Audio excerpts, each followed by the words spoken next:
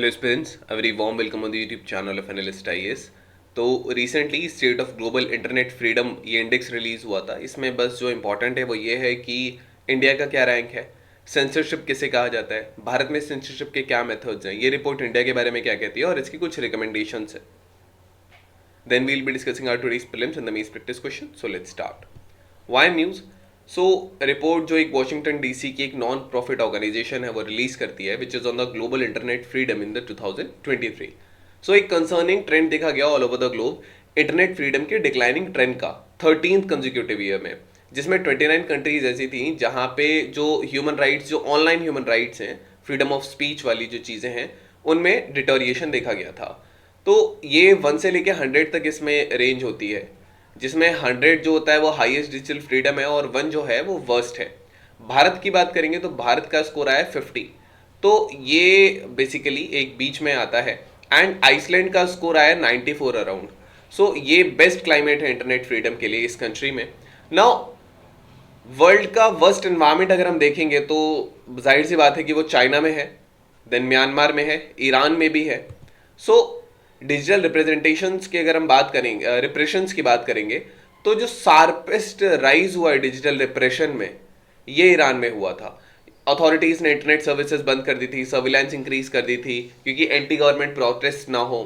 और अगर हम वाइड स्प्रेड अरेस्ट की बात करेंगे तो ऐसे बहुत सारी कंट्रीज थी जहां अथॉरिटीज ने वाइड स्प्रेड अरेस्ट किए थे, मल्टी ईयर प्रिजन टर्म्स भी लगाए थे अगर कोई ऑनलाइन एक्टिविटी करता है। तो ये जो ट्रेंड है पास्ट 10 सालों में बहुत ज़्यादा इंक्रीज हुआ है, जिसमें हम देख सकते हैं कि लगभग पहले 18 अगर थे 2014 में, तो नाउ 31 कंट्रीज में कुछ इस हिसाब से होता है 23 में। इलेक्शंस और डिजिटल रिप्रेजेंटेशन रिप्रेशन की बात करेंगे तो जैसे ही इलेक्शंस आते हैं तो बहुत सारे लीडर्स जो होते हैं ये बहुत ब्रॉड कैटेगरी ऑफ स्पीच को जो है वो क्रिमिनलाइज कर देते हैं, इंडिपेंडेंट न्यूज साइट्स को ब्लॉक कर देते हैं और कंट्रोल रखते हैं फ्लो ऑफ इंफॉर्मेशन पे, जो कि उनके ही फ्लेवर में हो ताकि। एंड अगर हम बात करेंगे, इंडिया भी ऐसी कंट्रीज के बीच में थी और जिसने साइट्स बेसिकली वेबसाइट जो है इनको ब्लॉक किया था, पॉलिटिकल सोशल रिलीजियस कंटेंट जो होस्ट करती थी। सो ये एक चीज है। Then there is use of pro government commentators. India ने प्रो गवर्नमेंट कमेंटेटर्स का भी यूज किया था ऑनलाइन डिस्कशंस को मैनिपुलेट करने के लिए, और टेक्निकल अटैक्स किए थे गवर्नमेंट क्रिटिक्स के अगेंस्ट या ह्यूमन राइट्स ऑर्गेनाइजेशन के अगेंस्ट, या कह सकते हैं अपोजिशन के अगेंस्ट भी बीच में चीजें आई थी, पेगासस एंड ऑल। सो ये बांग्लादेश का है एक्चुअली, इसमें हमें जो देखना है वो इंडिया का ये स्कोर रहा है, श्रीलंका का ये कंपैरिजन में, बांग्लादेश का ये कंपैरिजन में और पाकिस्तान का ये कंपैरिजन में। सेंसरशिप क्या है? सेंसरशिप सप्रेस करना या कंट्रोल करना इंफॉर्मेशन को या आइडियाज को या एक्सप्रेशंस को जो गवर्नमेंट को ऑप्शनेबल लगते हैं, ऑब्जेक्शनेबल लगते हैं, हार्मफुल लगते हैं, सेंसिटिव हैं, थ्रेटनिंग है किसी एक पर्टिकुलर ग्रुप के लिए, अगर किसी ने कह दिया, किसी एक पर्टिकुलर ऑर्गेनाइजेशन के लिए कह दिया, या फिर वो स्वयं गवर्नमेंट ही क्यों ना हो। इसमें जो पब्लिकेशन है, जो उसका फ्लो है, जो एक्सेस है उस कंटेंट का, इसको रेस्ट्रिक्ट कर दिया जाता है, या तो इंडिविजुअल्स करते हैं या इंस्टीट्यूशंस या अथॉरिटीज। इंडिया में जो सेंसरशिप लॉज हैं ये वो सारी चीजें जो पब्लिक डोमेन में आते हैं वो इसके अंडर आता है, जैसे advertisement, theatre, film, series, music, speeches, reports, debates and all, ये सारी चीजें। सो फ्रीडम और इंटरनेट की अगर हम बात करेंगे तो हर कंट्री जो रैंक है उसको रैंक किया जाता है, हमने देखा 100 से 0। तो जो मैक्सिमम जहां पे रेस्ट्रिक्शन है वो चाइना है, ईरान है, म्यांमार है। देन इसके अलावा आप देखेंगे इंडिया में लगभग 50-50% के चांसेस हैं, रशिया में भी इंडिया से बुरे हालात हैं। बट द थिंग इज, जैसे जैसे हम वेस्टर्न कंट्रीज में जाएंगे यहाँ पे सुधार होता चला जाएगा। आप मैक्सिमम वेस्टर्न कंट्रीज में देखेंगे कि यहाँ पर जो है वो इंटरनेट फ्रीडम है and all. So this is it. Now censorship methods क्या हैं? तो 5 मेथड्स बेसिकली इसमें एवेल्युएट किए जाते हैं, जो रिपोर्ट एवेल्युएट करती है। इंटरनेट कनेक्टिविटी रेस्ट्रिक्शंस कितने हुए, सोशल मीडिया प्लेटफॉर्म्स कितने ब्लॉक हुए, वेबसाइट्स कितनी ब्लॉक हुई, वीपीएन कितने ब्लॉक्स हुए, या जो फोर्स्ड कंटेंट रिमूवल होता है। तो अब इसमें क्या किया जा सकता है, इंडिया भी इन्वॉल्व थी वेबसाइट्स ब्लॉक करने में, पॉलिटिकल सोशल रिलीजियस कंटेंट जिनके पास था। Pro government commentators basically government ने डिप्लॉय किए थे ऑनलाइन डिस्कशंस को मैनिपुलेट करने के लिए, टेक्निकल अटैक्स कंडक्ट करने के लिए गवर्नमेंट क्रिटिक्स और ह्यूमन राइट ऑर्गेनाइजेशंस के अगेंस्ट। रिपोर्ट ने कुछ मेजर्स भी रिकमेंड किए हैं जिसको हम प्रोटेक्ट कर सकते हैं। तो सबसे पहला, इंटरनेशनल एग्रीमेंट्स स्टैब्लिश किए जा सकते हैं, स्टैंडर्ड्स एस्टेब्लिश किए जा सकते हैं ताकि एआई का रिस्पॉन्सिबल यूज हो। It's very important and it's very essential.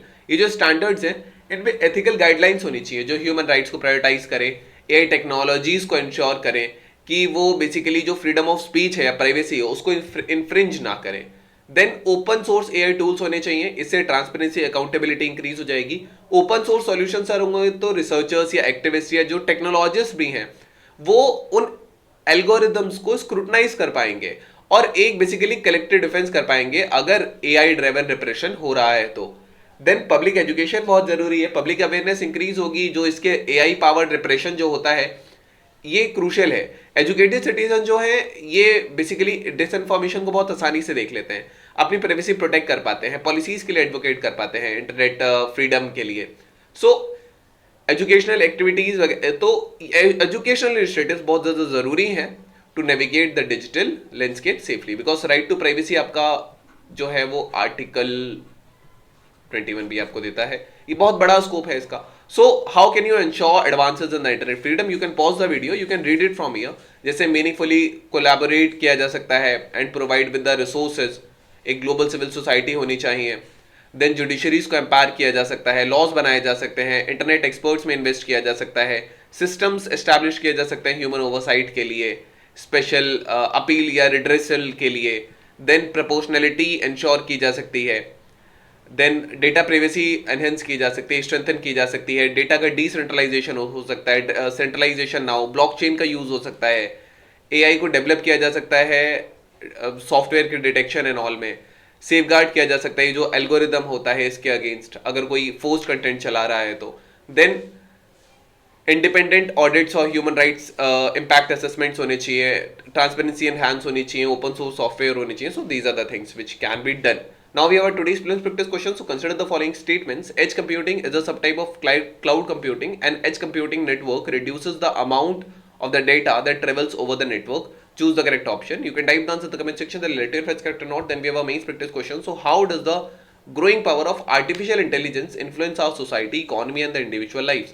And what are the challenges associated with it? So this was all about today's video and session. I hope you understood it well. Thank you. Have a nice day and stay tuned with Realist IAS for your better preparation.